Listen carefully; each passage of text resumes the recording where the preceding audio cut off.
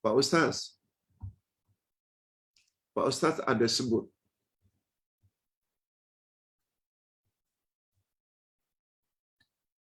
sebahagian fuqaha membolehkan untuk menyembelih korban untuk orang yang sudah meninggal dunia. Yes, Ustaz cenderung demikian. Sebab Nabi pernah berbuat demikian. Selain untuk keluarga, baginda juga menyembelih untuk umatnya. Sedangkan umatnya ada yang masih hidup ketika itu dan ada pula yang sudah wafat.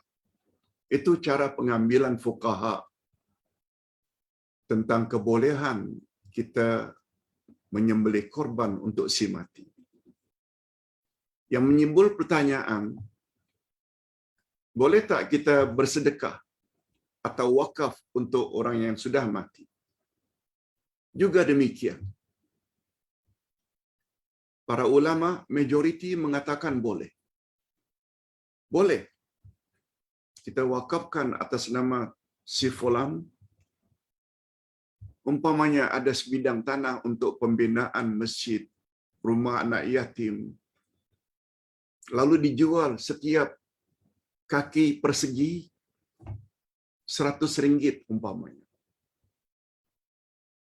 Lalu kita beli RM100 itu wakaf mengatasnamakan orang-orang tertentu yang kita sayangi. Ayah ke ibu ke uncle ke aunty. Ulama berpendapat boleh.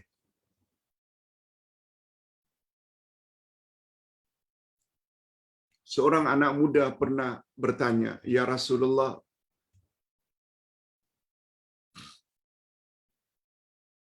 ibu saya menjelang matinya tidak dapat bercakap. Sampai beliau meninggal dunia. Tapi saya dapat agak. Kalaulah ketika itu beliau dapat bercakap, beliau akan berpesan kepada saya supaya bersedekah. Supaya saya bersedekah."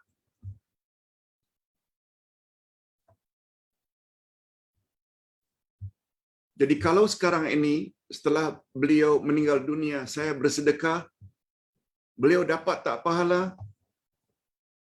Coba dengar jawaban Nabi. Bersedekahlah nak.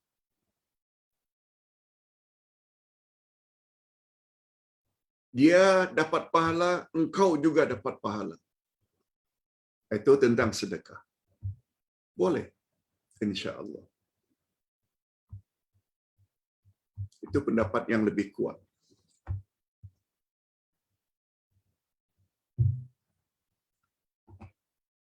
Masih lagi orang yang sama bertanya, "Pak Ustaz, di antara yang boleh menolong si mati adalah doa dan amal anak-anak yang saleh." Betul? Sebab Nabi bersabda dalam hadis sahih riwayat Imam Muslim, "Idza mata banu Adam inqata'a amaluhu illa min thalath." Bila mati anak cucu Adam, semuanya terputus kecuali 3. Sedekah jariah, ilmu yang dapat diambil manfaat, dan anak saleh yang mendoakan. Hadis sahih riwayat Imam Muslim. Betul? Doa anak sampai pada ibu bapa. Yang menjadi pertanyaan, macam mana doa anak angkat, Pak Ustaz? Hadirin dan hadirat, dalam bab doa ini,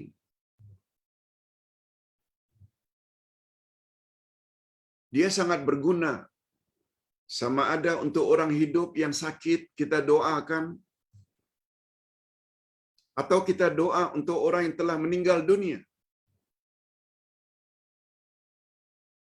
Tidak khas untuk anak-anak kandung saja.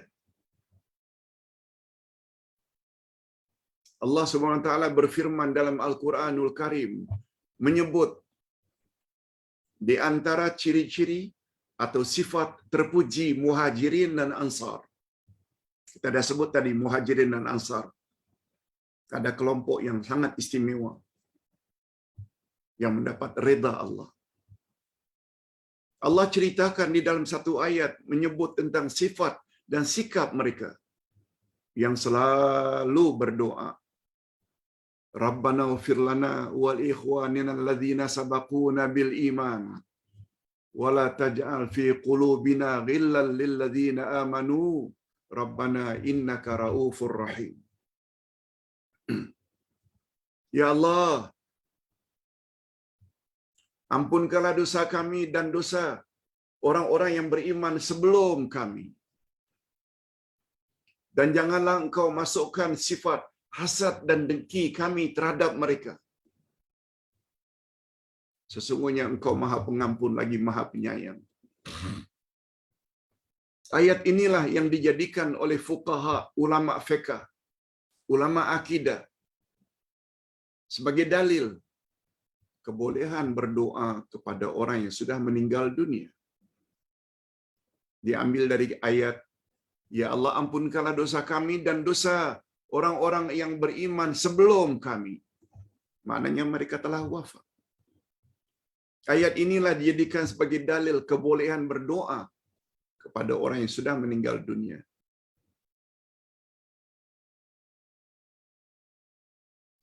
Malah dianjurkan. Jadi, berbalik kepada pertanyaan, memanglah doa anak kandung dengan anak angkat beza?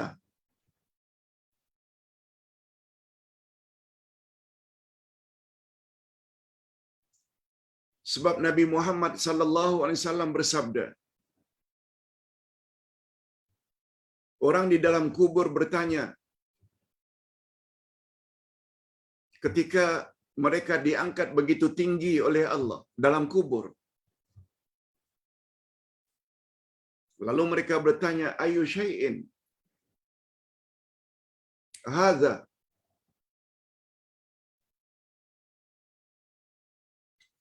Ya Allah, mengapa kami engkau angkat setinggi ini? Lalu dijawab, karena anakmu di dunia baru saja berdoa, Rabbighfirli wa liwalidayya, ya Allah ampunkanlah dosaku dan dosa kedua ibu bapakku. Langsung diterima oleh Allah. Namun demikian, walaupun anak angkat, apalagi anak angkat tersebut telah dibimbing oleh ibu dan bapa angkatnya, sangat wajar untuk didoa. Tak usah jauh-jauh. Ustaz mengajar ibu-ibu, bapa-bapa serta para pemirsa. Ibu-ibu dan bapa-bapa serta para pemirsa berterima kasih dengan ajaran yang Ustaz sampaikan.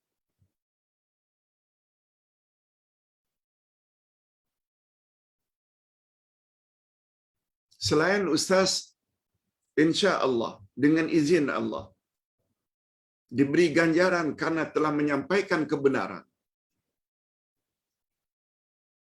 Lalu anak murid pula mendoakan, Allahumma ighfir lahu warhamhu apabila telah meninggal dunia. Boleh. Dan Allah dengar doa tersebut.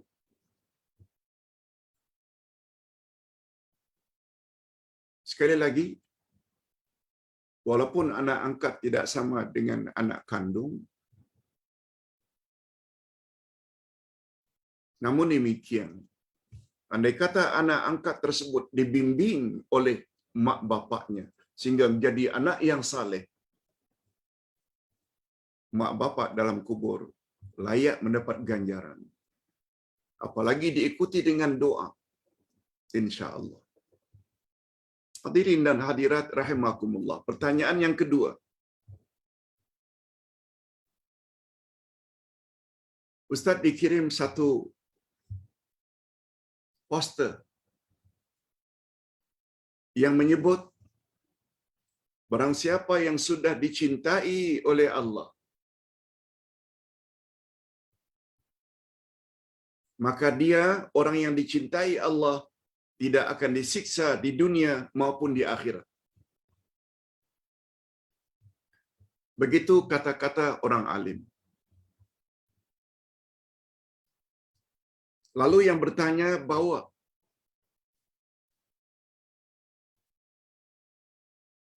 berapa banyak nabi-nabi yang tersiksa?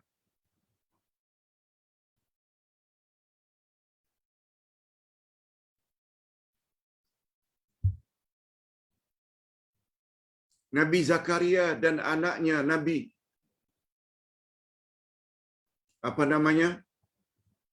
anak Nabi Yahya bernama Yahya mati dibunuh. Apakah itu bukan suatu penyiksaan? Nabi Yunus dalam perut ikan.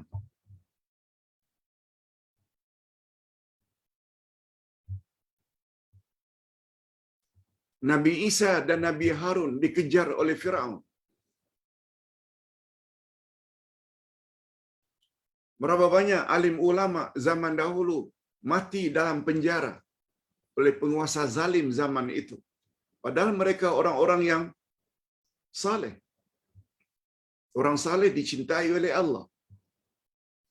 Jadi sampai di mana Ustaz kebenaran kata-kata tersebut? Kata-kata tersebut bukan hadis ya. Tapi membawa makna benar. Betul. Orang yang Allah kasihi, Allah tidak akan siksa. Siksa dengan makna azab. Hadirin dan hadirat, di sinilah kita perlu belajar beberapa istilah. Siksa lebih dekat kepada azab. Azab hanya layak untuk orang yang dibenci oleh Allah karena dosanya. Tapi kita mesti melihat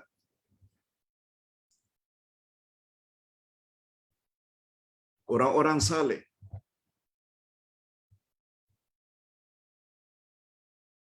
bila kesusahan menimpa mereka, Nabi sedang sujud, dicurah dengan najis di tengkuknya. Nabi Muhammad sallallahu alaihi wasallam, kekasih Allah.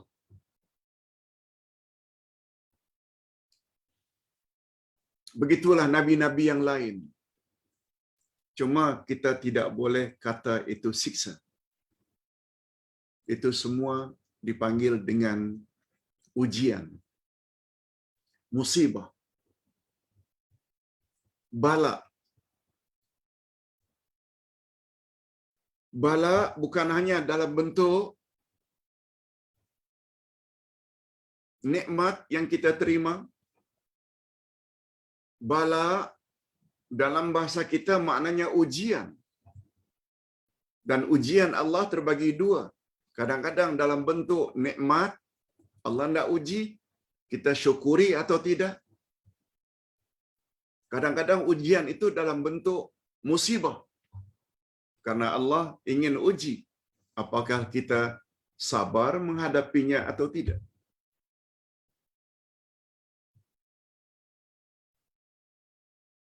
Ustaz setuju, orang yang Allah kasihi, di dunia Allah tidak akan siksa. Jika siksa yang dimaksudkan itu dengan azab. Mereka memang tidak layak mendapat azab Allah. Sebab mereka orang yang dicintai.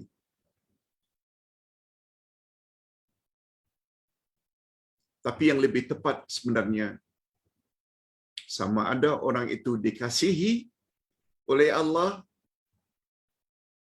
atau dibenci oleh Allah, semua mereka diuji. Bukan diazab, semua mereka diuji. Coba dengar baik-baik hadis Nabi. Lagi kita mudah faham. Innallaha idza ahabba imra'an ibtalah. Sesungguhnya Allah apabila mencintai seseorang, diujinya orang itu. Ujian kadang-kadang dalam bentuk kemewahan hidup. Ujian kadang-kadang dalam bentuk musibah. Bilal bin Rabah diletakkan batu besar di atas perutnya, dibaringkan di padang pasir. Nampaknya macam siksaan. Yang menyiksa itu musyrikin. Tapi dari pandangan Allah, dia adalah ujian. Ustaz kira cukup. Itu jawaban Ustaz. Betul? Orang yang Allah cintai tidak akan disiksa. Siksa dengan makna azab. Betul, tidak akan. Tetapi orang-orang yang dicintai oleh Allah, mereka akan diuji. Diuji kadang-kadang dalam bentuk musibah. Itu sebabnya para sahabat, apabila ditimpa musibah, mereka ucap Alhamdulillah sampai 4 kali. Kita dah bahas selalu bab ini. Yang pertama, Alhamdulillah, mereka bersyukur sebab bila ditimpa musibah menandakan mereka itu orang yang dikasihi oleh Allah. Yang kedua, ada alasan bagi Allah untuk hapuskan dosa-dosanya. Yang ketiga, dia dapat atau berpeluang untuk sabar. Dan yang keempat, musibah yang menimpa bukan musibah agama, tapi hanya musibah dunia. Hadirin dan hadirat serta para pemirsa yang saya hormati.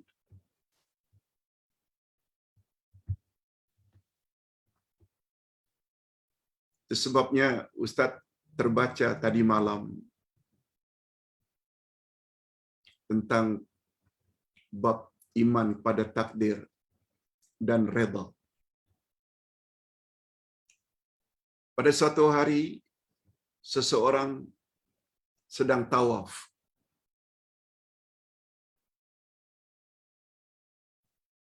Dalam tawafnya dia bertanya, "Ya Allah, apakah Engkau redha padaku?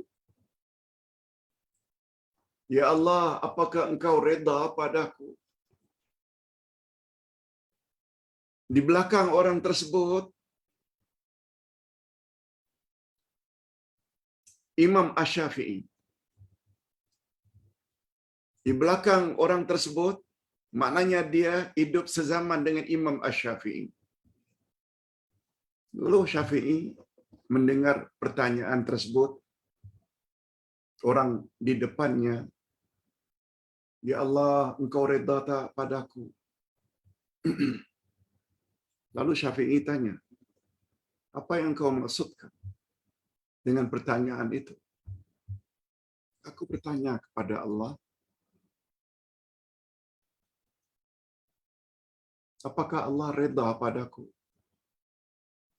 Redha Allah itu kan satu nikmat yang paling tinggi. Lalu aku bertanya." Lalu Imam Asy-Syafi'i bertanya kepada orang tersebut, "Tahu tak engkau maksud redha Allah?" Orang tersebut menggeleng. Tak dapat jawab. Coba dengar kata-kata Imam Asy-Syafi'i.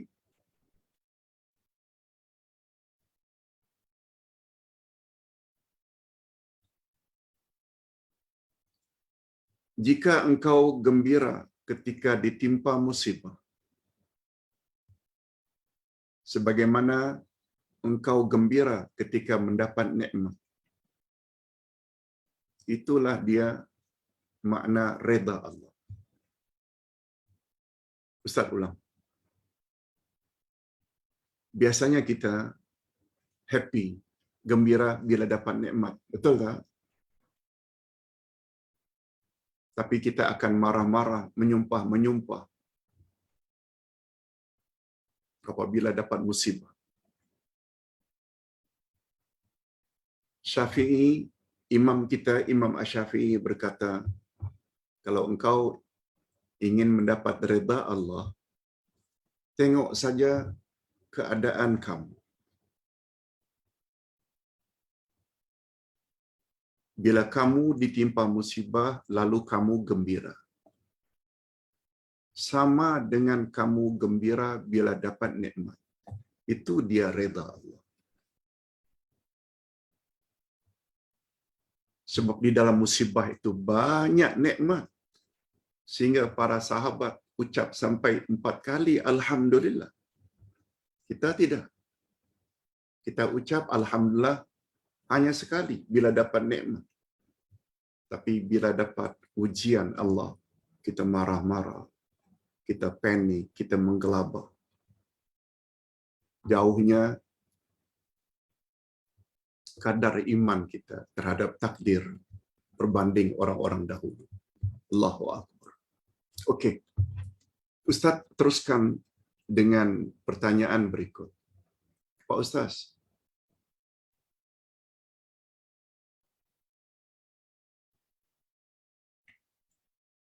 apa pandangan Pak Ustaz terhadap poster ini yang mengatakan ini kata-kata Imam Malik? Kalau tadi Imam Asy-Syafi'i, gurunya Imam Malik.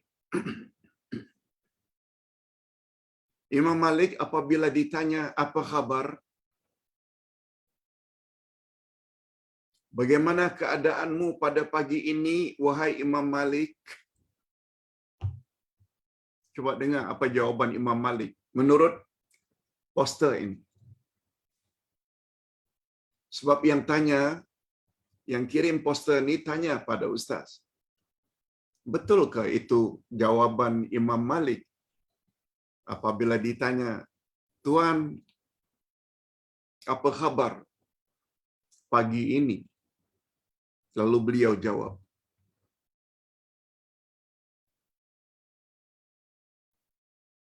aku pada pagi ini dalam keadaan umur yang semakin berkurang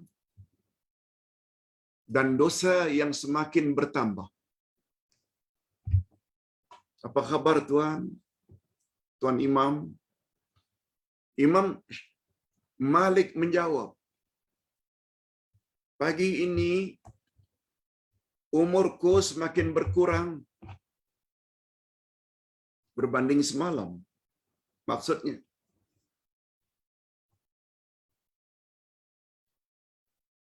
pagi ini dosaku semakin bertambah. Hadirin dan hadirat, Ustaz tidak pasti betulkah ini kata-kata Imam Malik. Tapi dari sudut makna betul. Betul tak pagi ini dengan masuk kubur semakin dekat? Betul tak hari ini kematian semakin dekat berbanding semalam? Itu dia. Dan menunjukkan tawaduk, rendah dirinya, tidak sombong Imam Malik. Pagi ini semakin bertambah dosaku. Manusia tidak ada yang maksum. Coba dengar kata-kata Khalifah Ar-Rashidin yang kelima. Mungkin ada yang belum dengar. Kalau 40 tahun pertama itu diperintah setelah baginda wafat, 40 tahun pertama diperintah oleh Khulafaur Rasyidin 4 orang. Berselang lebih kurang 60 tahun baru muncul Khalifah Ar-Rashidin yang kelima, yaitu Umar bin Abdul Aziz, cicit Umar bin Khattab. Setengah ulama Ahlus Sunnah menggolongkan beliau adalah Khalifah Ar-Rashidin yang kelima. Walaupun tidak ijma', karena adilnya beliau dalam memerintah. Umar bin Abdul Aziz yang memerintah 2 tahun saja juga mati dibunuh, diracun. Memerintah dari tahun 99, meninggal 101. Apa kata beliau? Di antara kata beliau yang Ustaz masih ingat. Setahu aku, sepengetahuan aku, akulah orang yang paling banyak melakukan dosa terhadap Allah. Beliau yang begitu adil digelar sebagai Khulafaur Rasyidin yang ke-5, membuat pengakuan, setahu aku, akulah orang yang paling banyak melakukan dosa.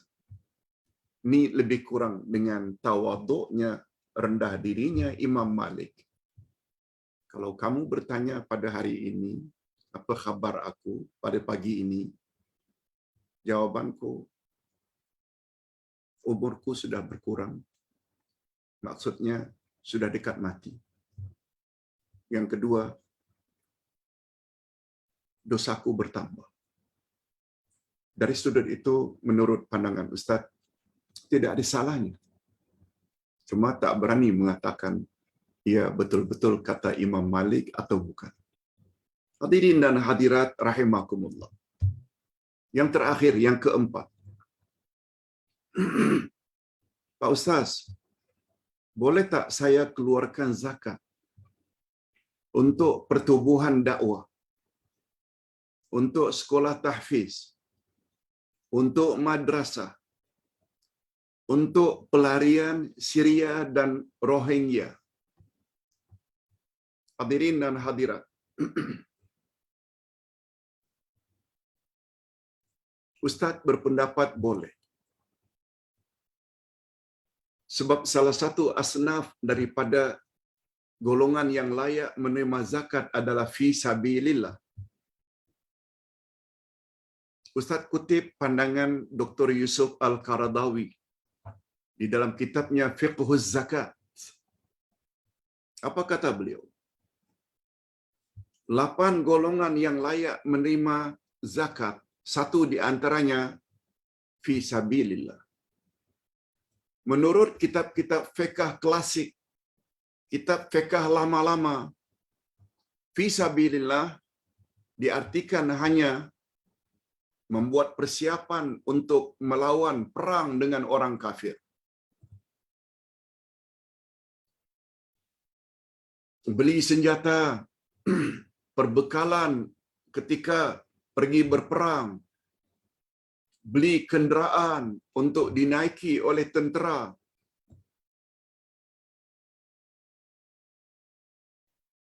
Itu fi sabilillah menurut tafsiran kitab-kitab fiqh klasik. Tapi peperangan kita umat Islam hari ini dengan orang kafir dan ajaran-ajaran sesat, bukan dalam bentuk fizikal, yang dipanggil dengan al-ghazwul fikri, perang ideologi. Jangankan orang kafir Yahudi, Nasrani, musyrikin Hindu yang telah menyelewengkan ajaran Islam, malah 72 puak antara Syiah, Khawarij, Mu'tazilah, Islam liberal, Jahmiyah, Qadariyah, Jabariyah, semua ingin merosakkan Islam dari dalam. Lalu ada institusi yang ingin mengajar Islam yang benar. Kita buka markas tahfiz supaya anak-anak dididik besar nanti jadi kader-kader kita untuk menyampaikan kebenaran. Buat madrasah, buat kuliah online.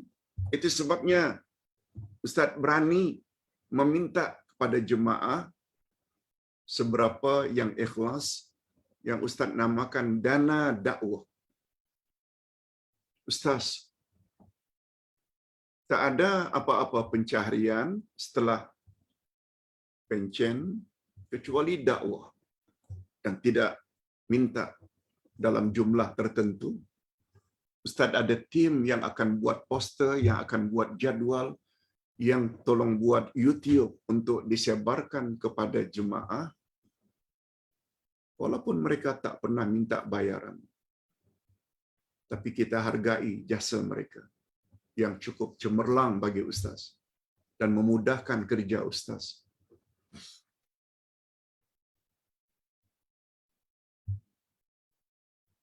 Itu sebab kita namakan dana dakwah. Sebab kita sedang berperang dengan ajaran-ajaran sesat. Kita nak betulkan akidah umat.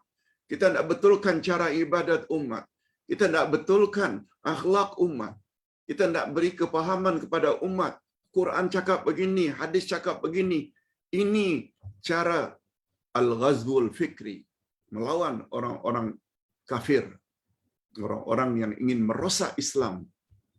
Kata Imam atau Dr. Yusuf Al-Qaradawi, dia termasuk ke dalam fi sabilillah, iaitu kelompok yang layak mendapat zakat dari asnaf fi sabilillah. Hadirin dan hadirat, Ustaz kira cukup sampai di sini dulu. Mudah-mudahan ada manfaatnya. Dan